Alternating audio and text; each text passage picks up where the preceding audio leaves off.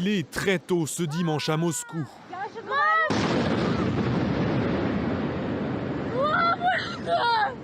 Un ou plusieurs drones explosent sur le IQ Quarter, un complexe composé de 2 gratte-ciel dans le quartier d'affaires de la capitale. Plus tard dans la matinée, la lumière du jour laisse apparaître les dégâts sur 2 bâtiments d'une 50aine d'étages, situés à moins de 10 km du Kremlin. Mes amis et moi, on a loué un appartement pour venir ici et se détendre. D'un coup, nous avons entendu une explosion. Comme une vague, tout le monde a sursauté.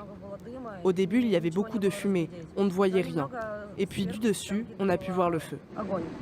Les autorités russes accusent l'Ukraine d'avoir mené cette opération de 3 drones au total. Selon Moscou, un premier aurait été abattu avant d'entrer dans la capitale, les 2 autres détournés de leur cible initiale avant de s'écraser sur les immeubles. Le maire de la ville assure que l'attaque n'a fait aucune victime, mais elle montre la vulnérabilité de Moscou, visée à plusieurs reprises depuis le début de la guerre. Déjà lundi, une attaque au drone avait endommagé plusieurs bâtiments à proximité du ministère de la Défense. Le Kremlin avait condamné ce qu'il décrit comme des actes de terreur et promettait des représailles.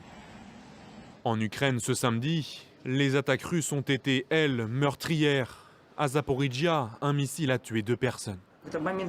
Tout s'est passé en un instant. Un bout de l'obus a touché la vitre. Tout a été soufflé. Tout a volé ici et là. Je vais bien, Dieu merci.